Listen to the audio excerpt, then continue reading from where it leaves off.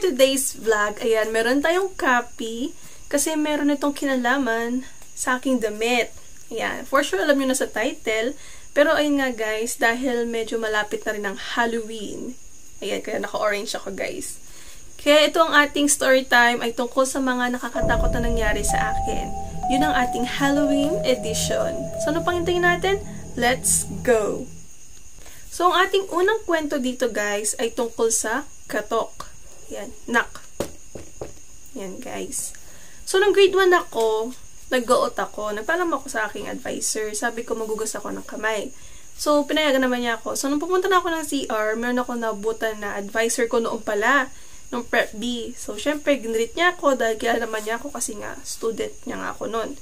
So yun, nag-hi din ako sa kanya. Yung ginagawa doon ng advisor ko noon, naghuhugas nung, tawag doon, nung basahan sa blackboard namin. So, yun. Medyo patapos na siya that time. So, ako, patuloy lang ako sa paghuhugas ng kamay. So, nung umalis na siya, ako, naghuhugas pa rin ako ng kamay doon sa CR. Tapos, maya-maya, meron ako narinig na kumatok. Ganun. Sa cubicle. So, ako, sinarado ko yung gripo. Tapos, pumunta ako sa unang cubicle. Tapos, binuksan ko. So, syempre, walang tao. 4 ata ang cubicle doon. So, ayun nga guys. Nagpatuloy lang ako sa paghuhugas ng kamay kahit wala naman dumi yung kamay ko. Tapos, meron ulit akong narinig na katok. So, ayun. Pumunta ulit ako doon. Ay, ano ba yun? Nagulat ako. So, manok yun guys. So, ayun. So, pumunta ako sa pangalawang cubicle. Binuksan ko. So, walang tao. So, naghugas ulit ako ng kamay. Tapos, meron ulit ako narinig na katok. This time, ang ginawa ko, bago ko buksan ang cubicle or hindi ko ata binuksan. So, tinignan ko sa baba, tsaka sa taas din ng cubicle, kung nandun ba yung tabo. Kasi baka yun yung ginagamit na pampokpok. Like yung pagkatok, ganun. So, hindi ko alam bakit ko naisip yun. So, tumingin ako sa baba. Wala naman ako nakikitang paa. Tapos, wala naman ako nakikitang tabo sa baba. Kasi nasa taas sila. Kaya, ayun, naghugas ulit ako ng kamay. And this time, guys, di ba dahil 4 kayong cubicle? So, sa pang-4 na katok, hindi ko na tinignan, guys. Natakot na ako. Baka meron palang something dun na nag-aabang sa akin sa last na cubicle. So, umalis na ako nun. Grabe. Hanggang ngayon, kapag kinikwento ko to, nakakakilabot lang. And remind you, guys. Wow, remind you. So, ayun. Sabihin ko lang sa inyo na gabi na itong tinitake natin. So, dapat tanghali ko siya isushoot itong story time natin. Kaso, ang ingay, daming construction, kaya wala akong choice kundi kwento itong nakakatakot sa akin itong gabi. So, medyo kinikilabutan ako dito habang kinikwento ko. So, ang ating pangalawang kwento ay tungkol sa photo bomber. Ayan. Itong time na to, siguro bandang grade 6 ata ako dito, elementary days ito. Kasi merong bisita iglesia. Ayan. Every year naman yan nagkakaroon ng bisita iglesia. Hindi ako sure kung anong month. Siguro December ata yun. So, ayun, bumibisita kami sa mga iba't ibang simbahan na hindi pa namin napupuntahan. O kaya, napuntahan na namin sila last year, pero gusto pa rin namin puntahan kasi nga bisita iglesia nga. So, yun yung purpose. So, bago kami umalis para magbisita iglesia, gabi kasi yan guys, every bisita iglesia, gabi ginaganap. Ewan ko lang kung merong umaga, pero alam ko mostly gabi talaga ginaganap yan. So, ayun na nga.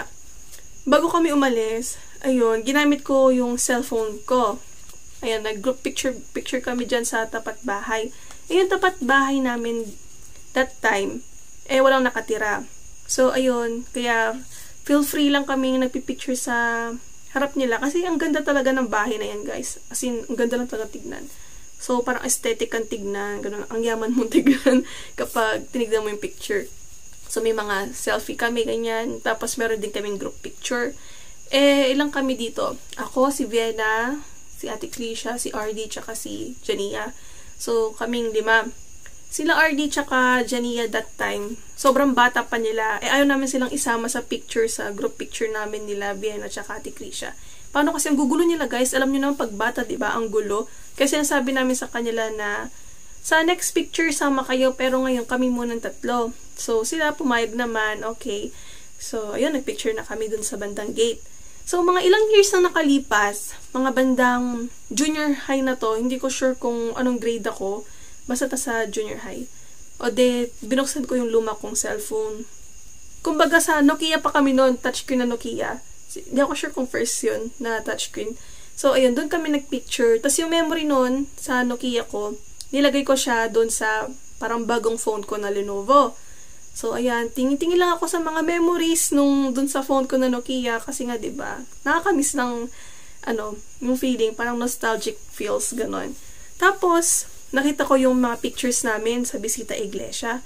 Tapos, ako, dahil gusto kong i-zoom in, kasi gusto kong tignan yung mga reaction namin that time, kasi ang chaotic lang guys, kasi nga nanggugulo nga yung pinsan namin nga, sila RD nung bata sila. So ayun, pag zoom in kung ganyan, grabe, nangilabot ako nung nakita ko, kasi may siwang yung gate ganyan. Tas literal na merong nakasilip na ganyan sa amin. That time nga, walang tao doon. So bakit may nakasilip? So nakakilabot kasi mismong nasa loob siya. Yung nakasilip na mata, ganyan sa siwang. Kitang-kita mo talaga yung kalahating mukha niya. So, nakakatakot. Alam ko, nasabi ko to kanila ate tsaka kay Vena. Itong picture na nga na to, nawawala yung memory card na yun. So, sayang lang. Gusto ko sanang mapakita sa inyo man lang dito yung proof. Baka akala nyo ay gawa-gawa lang to. So, ayun, sayang. Di ko na ma-retrieve yung photo na yun. Pero nakakatakot. Halatang wala siyang edit. So, ang ating pangatlong kwento, ayan. Malapit tayo guys matapos. So, ang title nito ay Haplos. So, ayan. Itong kwento na to, hindi ko naman siya ganun na parang na-encounter ko. Gets nyo? Kasi may nakakita kasi sa akin.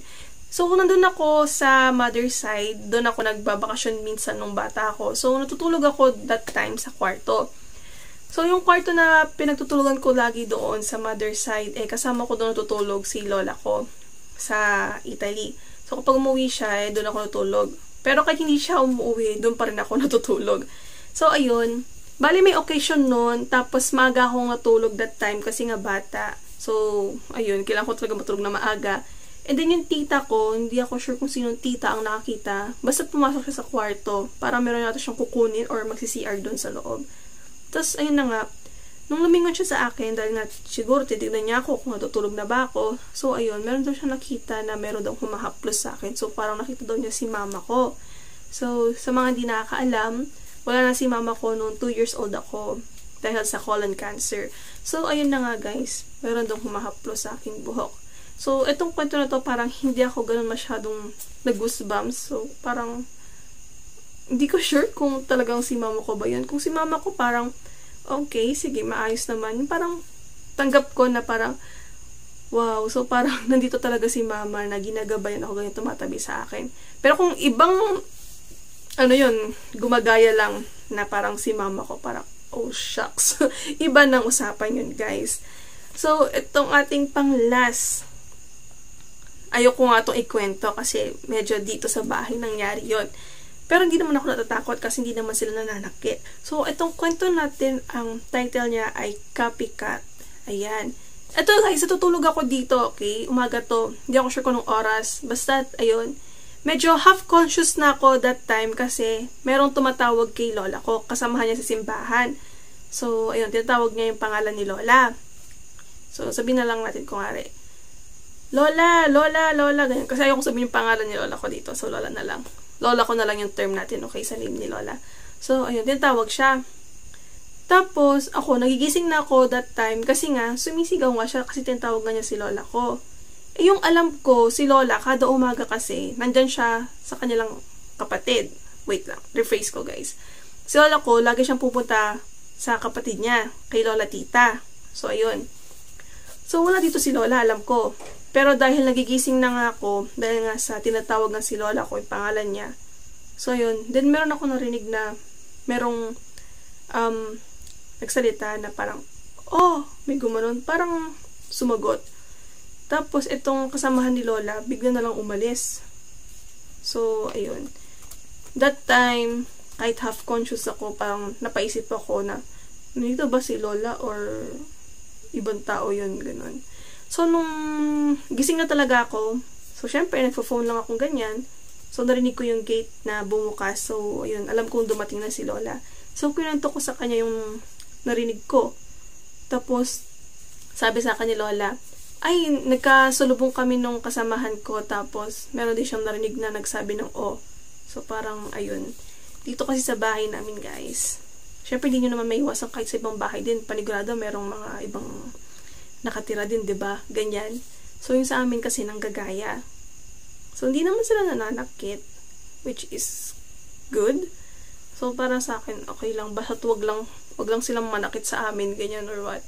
So, yun, experience din ito ni Vienna. Itong panggagaya something dito sa bahay namin.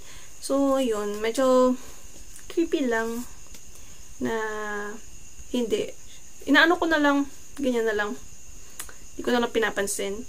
So, ayun guys, sana nag-enjoy kayo sa ating nakakatakot na episode, itong Halloween edition natin. Sa totoo lang guys, matagal ko itong gustong ikwento sa inyo, kaso ngayon na tayo nagka-time. So, kung meron din kayong nakakatakot na experience, comment nyo lang or send nyo sa ating Gmail. Send ko na lang, lagay ko na lang dito ang ating Gmail, doon nyo na lang ikwento. Para naman sa susunod na October, ganyan, next year, ayun. Ikwento natin yan, guys. I-share natin yung nakakatakot yung experience. So, ayun, guys. Thank you for watching and see you soon on my next vlog. Bye!